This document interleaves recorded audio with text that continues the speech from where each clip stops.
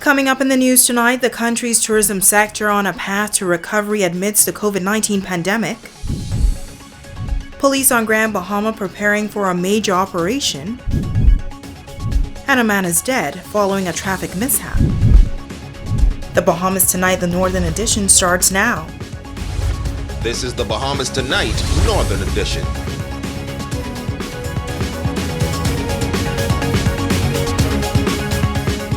The Bahamas Tonight, the Northern Edition. Good evening. I'm Natalia Hall. Thank you so much for tuning in. As the country continues its phased reopening, a comprehensive plan was unveiled for the tourism industry that is expected to put the #1 sector on a path to recovery.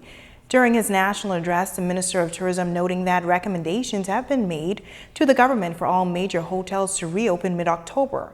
During that update, it was also said that there's a high interest in the Bahamas among visitors from various countries. The reopening of all major hotels across the country is set for October 15th. The Minister of Tourism, the Honorable Dionisio de Aguilar, says the reinstatement of commercial flights is a must in order to restart the tourism sector.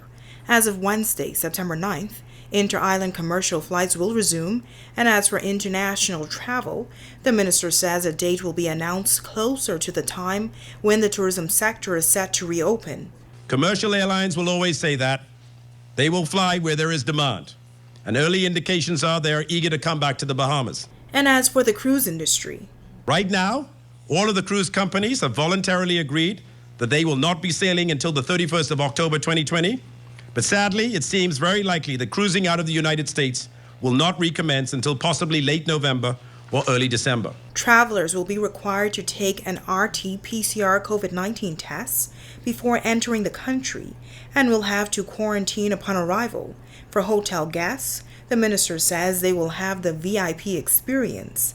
VIP meaning vacation in place. What we envision is that when a person goes onto a hotel property, they will be allowed to use all of the facilities in that hotel, and they will be allowed to move freely within the hotel property. Understand that everybody who will be coming onto that property will have received a COVID test prior to arrival. We discussed how the staff, we're encouraging the staff to be tested as well. So it will be a safe bubble where guests will be allowed to move freely throughout the entire property. And as for how the VIP experience will be policed, that most hotels have hotel security to ensure that persons remain on property. And also remember that when you land in the Commonwealth of the Bahamas, you go to immigration and then they refer you to the hubcap monitoring system. Your app will be on your phone, and that will ensure that you remain on property. But here in Grand Bahama, there are a limited amount of hotels. Earlier this year, a contract was signed for the sale of the Grand Lucine Resort. De Aguilar says the COVID-19 pandemic caused some challenges, but ongoing discussions are robust. I was on the phone twice last week on a Zoom call with the prospective buyers, and so they're still very interested, we're still very engaged, and hopefully in the very not too distant future we'll have something positive to report, but we are getting there. Now, the tourism minister says every Bahamian has a responsibility to ensure that the country reopens in a safe and sustainable way. While inter-island commercial flights are set to resume tomorrow, Bahamas Air announcing yesterday that its domestic flights will resume on Thursday, September 10th. All passengers traveling from Nassau must be in possession of a negative PCR COVID-19 test not more than 5 days old. Persons must also self-quarantine for 14 days on arrival at their destination. According to the flight schedule, there will be 2 daily flights between Nassau and Freeport. Western Air also announcing that the airline will resume operations as of tomorrow, Wednesday, September 9th. Now, all of the safety protocols must be followed, face masks must be worn, and health visas are required.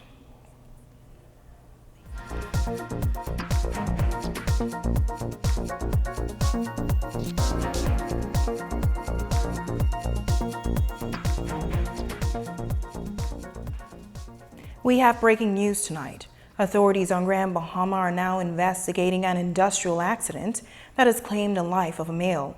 Reports of that shortly before 3 o'clock this afternoon. Police were called to the Sir Jack Haywood Senior High School, where it was reported that a male construction worker, while making repairs to that building, fell from the rooftop onto the concrete ground.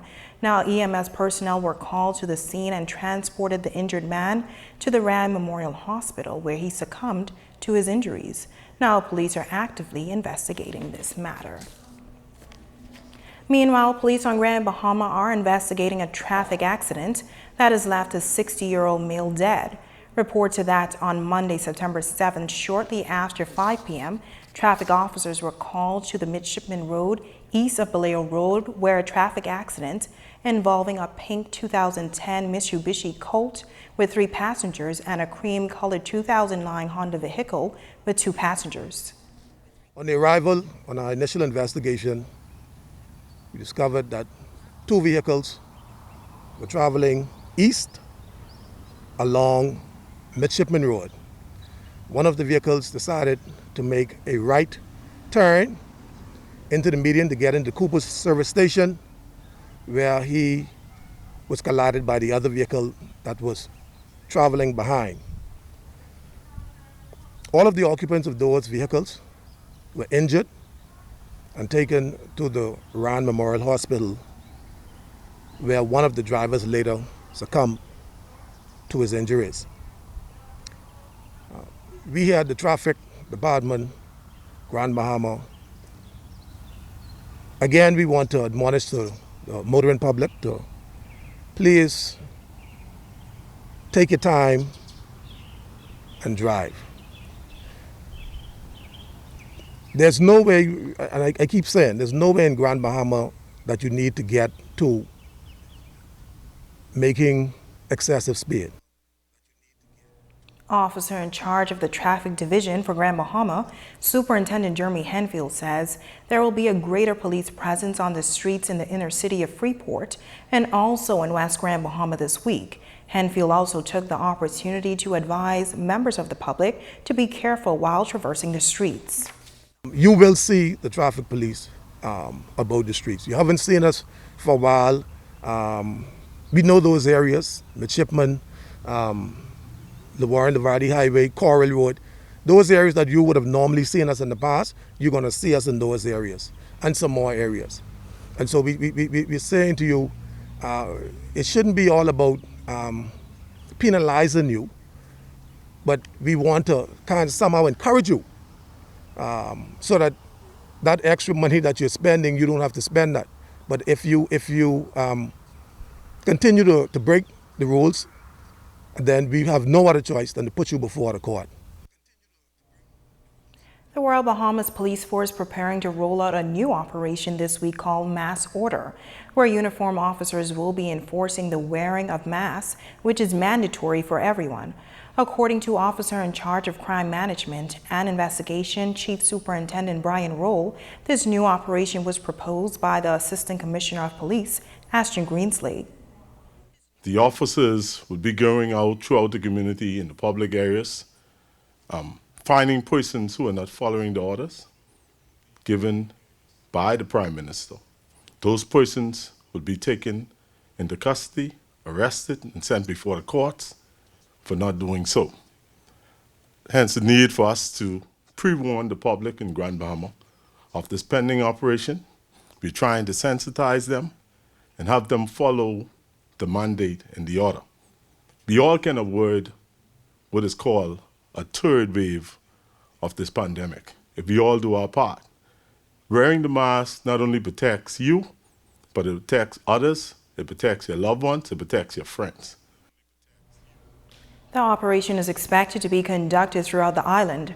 Roll says residents are being asked to abide by the rules that have been put forth by the competent authority, which the police will be enforcing. The Grand Bahama police officers, Royal Bahamas Police Force, will enforce strictly zero tolerance of persons found not wearing the mask. So please wear your mask, protect yourself, and protect others. The objectives of this operation, as far as tactical concern, is we want to ensure that our community remains safe.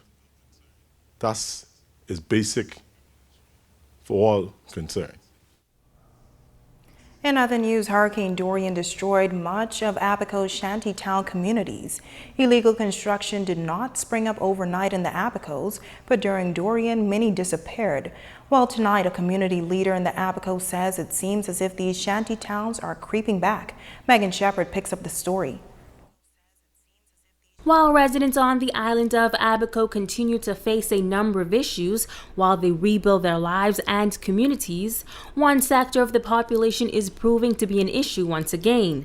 This is the building of illegal communities, also known as shantytowns. Local resident and pastor Silbert Mill says that for years, shantytowns continue to expand on the island. 3 communities, the Mud, Pigeon Pea, and the Sandbanks. They were the major hub for illegal communities. If you remember the Shantytown report that was released in 2018, November, there were 5 shantytowns on Abaco. There was one at the farm, Sandbanks, Pigeon Pea, the Mud, and Hopetown at Elbow Key. This shantytown at the farm at that time, they identified 157 structures at the farm. All of the other communities were wiped out. It is incredible today that that number has doubled. During the passage of Hurricane Dorian, 3 of the major shantytowns were destroyed: the Mud, Pigeon Pea, and the Sandbanks. However, Mills says these communities have seemed to double throughout the areas of the island. He is calling for more to be done by the government. In just 12 months, with nobody paying attention to it, you're saying, go ahead. This is land that nobody can show documents for. It's sad that the government has surrendered this area of enforcement. It's very sad, and obviously they feel that, look, there's nothing anyone can do about us, and by virtue of us being silent on the issue, they go ahead and do what they have to do. Megan Shepard, ZNS Network News. While the Member of Parliament for North Abaco is giving his take on the situation, here's Megan Shepard. The island of Abaco has been plagued with illegal communities for decades. During the passage of Hurricane Dorian, many of the homes within these communities were destroyed, resulting in the loss of many lives. Since then, these areas have been cleaned of debris and fenced off by the government to prevent future rebuilding. Member of Parliament for North Abaco, the Honourable Darren Henfield, says that the relocation of illegal communities will not be tolerated. What resulted from that was a relocation of those residents to an area just outside of the farm, just west of Treasure Key. We will not tolerate the rebuilding of a shanty community, a regular community in Abaco. Those homes that were built irregularly, without permissions, without the proper permits from the regulating body, which is the Ministry of Works and some others, will be taken down. I had a conversation yesterday. We've been seized with this matter at the cabinet for a while now. I had a conversation yesterday with the Minister of Works. I've also spoken with the Attorney General, and we, in short order, will begin to remove these irregularly built communities. He says that any person wishing to reside or build homes in the Bahamas must do so through the proper channels. He adds that the government is also doing its part to assist residents to rebuild their lives on the island. They are vulnerable communities. We saw the outcome in Dorian, and we don't want that repeated in the Bahamas. They are simply unsafe, and it is not right that someone could come into the Bahamas and assume charge of a piece of land, government land, and go and build a home on it. Bahamians have to go through the proper process, and anybody that comes into this country will follow the law. They will go through the proper processes and go and purchase your land if you should be here properly. Go and purchase your land and build yourself a home that is regulated. We in the government have provided 2 60-acre plots of land, one outside of Wilson City, one just outside of Spring City, for the redevelopment of housing in Abaco. There's also a piece of land that we're looking at now, which stretches from just south of Friendship Tabernacle on the back ridge, all the way south, all the way westward toward the high school in Murphytown, that we're also looking at developing a housing project on. And so there will be ample housing in Abaco for those who need a place to live, but you will do it in accordance with the law, and you'll do so in accordance with the regulations of the Commonwealth of the Bahamas.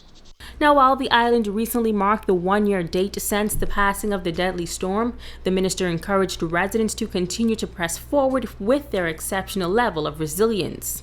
I just want to take this opportunity to say how pleased and proud I am as an Abaconian and as a member of Parliament to be the servant of the people of Abaco, who I believe some of the most resilient people on the planet. And I'm so proud that we are continuing in our heritage of resilience from what I see in Abaco. The Prime Minister indicated in his address the other night that we have come a long way, but we still have much more work to do. And I say to my people, we will not stop until we fully recovered Abaco to its former status, where we contributed, I think, handsomely to the Treasury of the Commonwealth of the Bahamas, and where we made a contribution in other areas in this country. And I'm very proud of my people. I'm very proud of the resilience that I see in them, and I want them to be encouraged and to know that they are not alone, that we are in this fight together, and we will recover all that Dorian attempted to steal from us. Megan Shepard, ZNS Network News. Hello to all. My name is Mateo Barry. I've attended the Charles Wesley Methodist Church in Eleuthera for about 15 years. I also served as the youth leader for the entire North Eleuthera region for about 3 to 5 years. My job here today is quite simple. I'm here to encourage you. So here are 4 tips. Always keep God first. Proverbs chapter 3 verse 5 declares that trust in the Lord with all your heart and lean not to your own understanding. Number 2, always keep your head up. As long as your head is down, you won't be able to see what's coming. You will not be able to see who is coming. So always keep your head up. The third one being, keep on pushing. Keep on pushing. Although things may look difficult now, I would guarantee you that the end is near. Keep on pushing. Hebrews 11 verse 1 states that faith is the confidence of things we hope for and the assurance that of things that we cannot see. The last one being, whether you are returning to work, school, whatever it is, do not let those dreams die. Do not let those dreams die. I want to see you win. Now the question is, do you want to see yourself win? So always be positive, whether you are in the workplace, whether you are on the basketball court, whether you are within your neighborhood, always try to be positive. Before I go, I would also like to say that no matter what you do, no matter how far you go, there will always be someone praying for you. God bless you.